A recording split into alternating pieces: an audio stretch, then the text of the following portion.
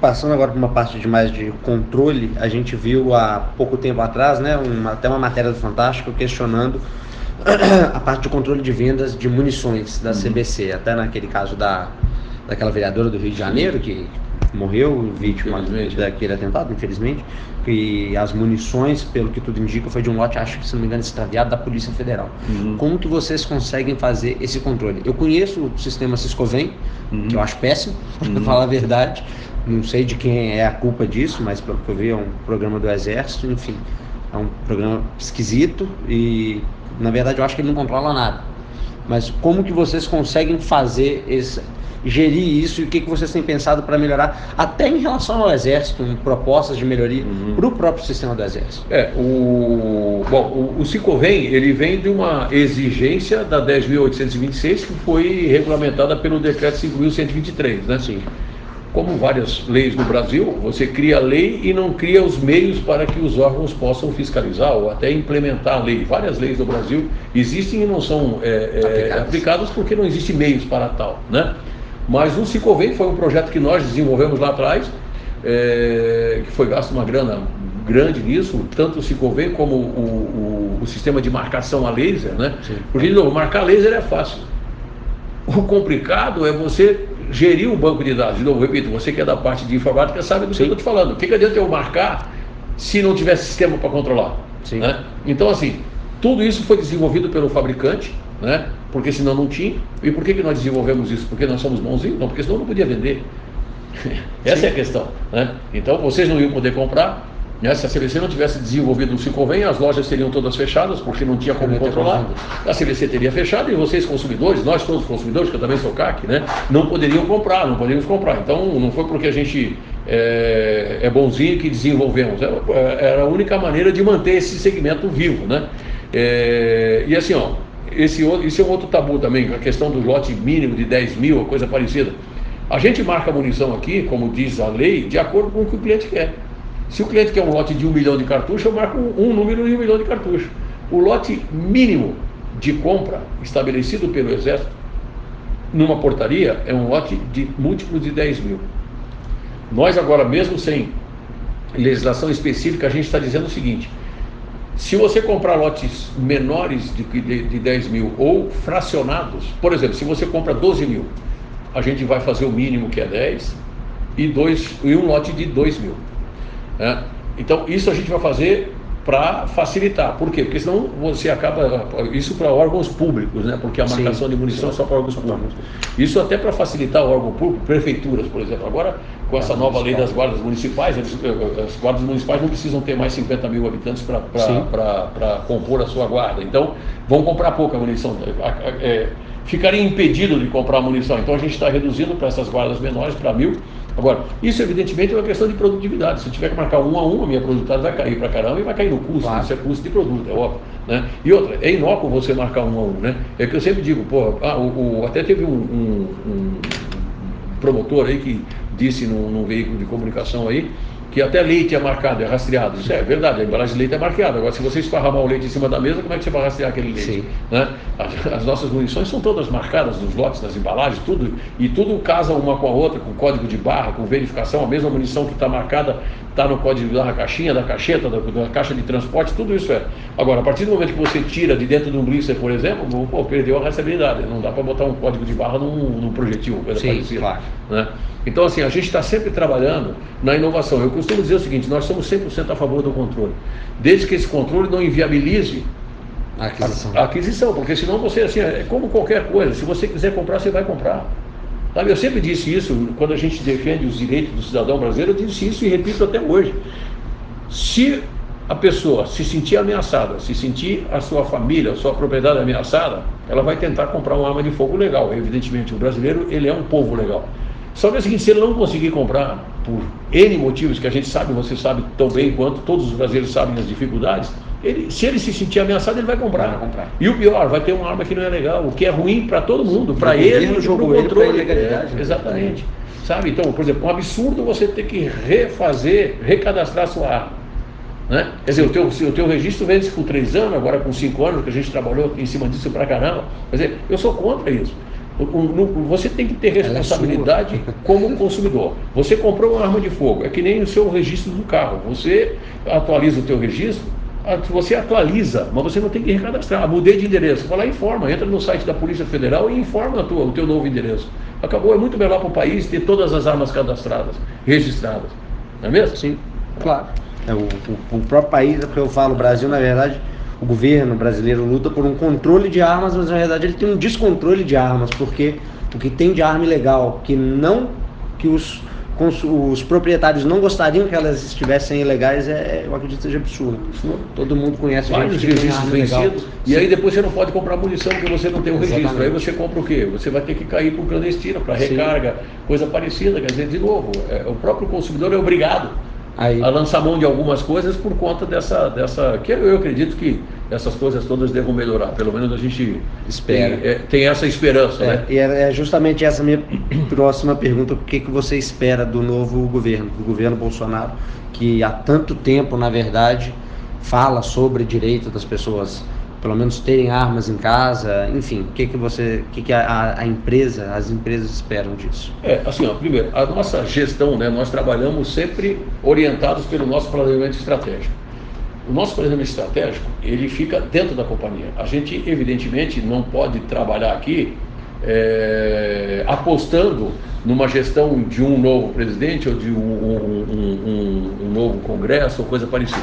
Óbvio, nós temos convicção como brasileiros, eu primeiro como brasileiro, depois como vice-presidente da CBC e presidente da Taurus, nós acreditamos num Brasil melhor.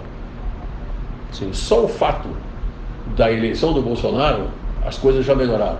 Nessa questão de armas e munições, o que eu digo, existe como a campanha contra as armas foi muito forte nesses últimos governos, nesses últimos anos todos que nós passamos aí, a maioria da população nem sabia que podia comprar uma arma de fogo. Sim.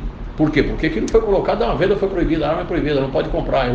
Então, só o fato desse assunto ter vindo na mídia já alertou a população de que ela pode comprar, apesar de ser extremamente burocrática. Ela tem o direito, né?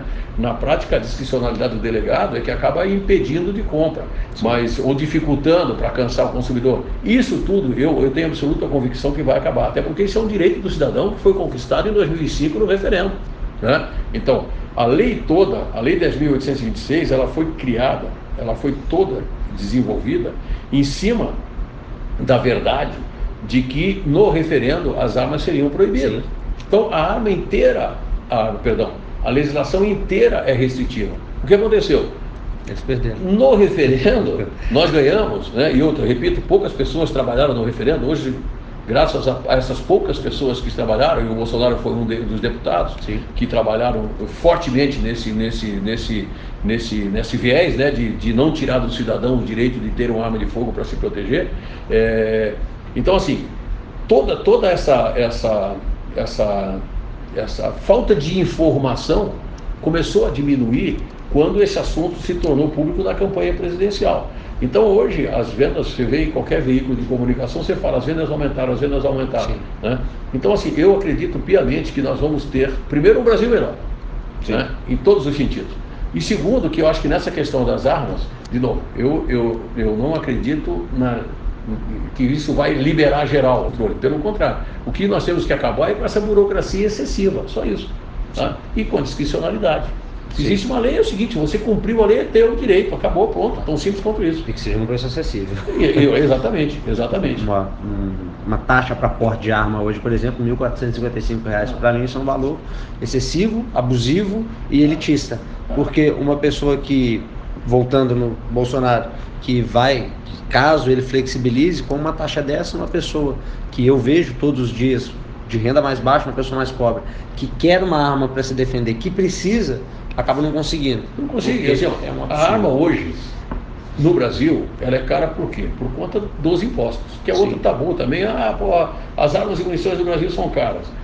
Vamos pesquisar e vamos olhar onde é que estão os impostos. Por exemplo, numa arma, um policial que compra uma arma para ele, ou um CAC que compra uma arma, ele paga só de IPI 45%. Sim. É quase 50% do valor, 45%. Depois tem alguns estados, por exemplo, como a Bahia, é 39% de ICMS. O Rio de Janeiro, 39% de ICMS, mais 45%. Aí você tem mais 10,65% de PIS e COFINS. Quer dizer, no fundo, quando você compra uma arma, em alguns lugares, inclusive, a burocracia te custa o preço da arma. Isso.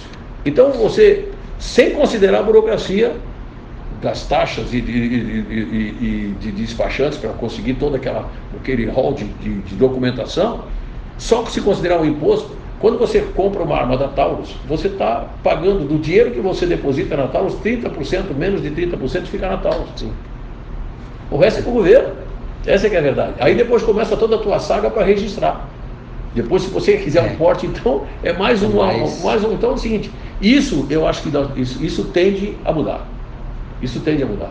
De novo, te digo, por que tudo isso? Porque a lei lá atrás foi criada com a certeza de que as armas do Brasil seriam proibidas. E aí você a cada 3 anos ia recadastrar, as pessoas ia custar caro recadastrar, é burocrático, as pessoas iam devolver. E todo mundo ia ter arma legal.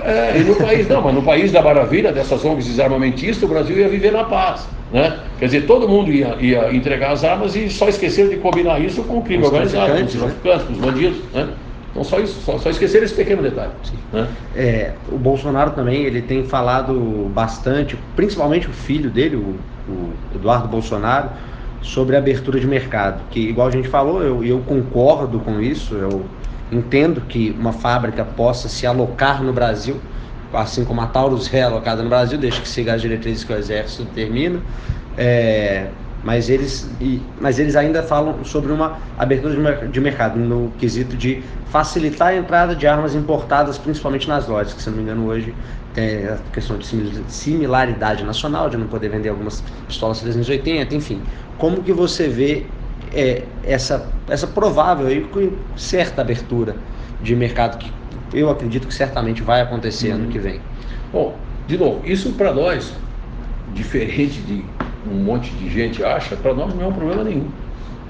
Nós temos uma fábrica nos Estados Unidos. E está abrindo mais uma, né? Na Geórgia. Na verdade, nós estamos levando a fábrica de Miami para a Geórgia. Com 100% benefício do Estado. 100%. Uma fábrica que tem uma capacidade vai ser entregue em 2020 para nós com uma capacidade de produção de 7 mil armas por dia. Eu vou nos Estados Unidos e produzo nos Estados Unidos e atendo a todas as exigências e legislações do mercado americano, que é um mercado exigente para caramba. Tá? Então, assim, de novo, por que as fábricas não vêm produzir aqui no Brasil? Não é? Quer dizer, vem aqui, vamos pagar 45% de IPI, 30% de ICMS, 10,65% de PIS e COFINS, vamos pagar o salário, gerar emprego, né? E vamos exportar para o resto do mundo, para gerar divisas para o nosso país, como a CBC, a Taurus fazem. Né? Então, assim, de novo, por que hoje, no mercado automobilístico, todos os fabricantes de carros, de veículos, que tem preço acessível, a não ser aqueles do topo da pirâmide de consumo, sim, todos eles têm uma fábrica no Brasil? Por que não viabiliza você exportar carro para o Brasil? Esses carros, com essas características. Então, a própria legislação tributária fez com que todos os fabricantes se instalassem aqui no Brasil. Ajuda. Mas hoje eu te digo, assim, hoje eu não tenho nenhuma vantagem de ter uma fábrica no Brasil. É muito melhor eu exportar arma para cá. Eu não faço isso porque eu sou brasileiro. Sabe, eu tenho que gerar emprego aqui no Brasil. Juntos, a gente gera quase 15 mil empregos, se você considerar direto e indireto, e os comércios e tudo mais, fornecedores, lojas no Brasil. O segmento nosso, sustenta 15 mil famílias por baixo. Né? Então, para mim, seria muito melhor eu mandar dos Estados Unidos para cá. Eu, primeiro, não tenho que passar pelos processos de homologação. Não preciso passar 24 anos para esperar para vir. Basta eu vir exportar para cá. Eu não vou pagar essa alta taxa que eu tenho para pagar aqui. Então, assim, de novo, nós não temos a mínima preocupação, porque nós concorremos em todos os mercados no mundo inteiro e principalmente no mercado americano, que é extremamente competitivo. Sim. Você vê, por exemplo, a G2C. Todo mundo fala, por que a G2C nós vendemos barato no Brasil? E aí tem 45 de IPI, 30 de ICMS, 10,65 de PIS. Por quê? Porque eu fabrico, para te ter uma ideia, 2 mil dessas armas por dia. Então, a produtividade que eu tenho, quer dizer, os meus fornecedores de peças que não são peças de armas, a minha produção, ela viabiliza fazer esse Fica tudo barato. Agora, quando você entra para produtos específicos, que você não tem volume, os preços são maiores, né? Então, de novo, e nós não temos, muito pelo contrário, a gente encara de cabeça erguida, de frente, essa questão da concorrência. A gente já faz isso no mundo inteiro. Que não seria nada diferente. Nada pelo menos diferente eu no acredito. Brasil.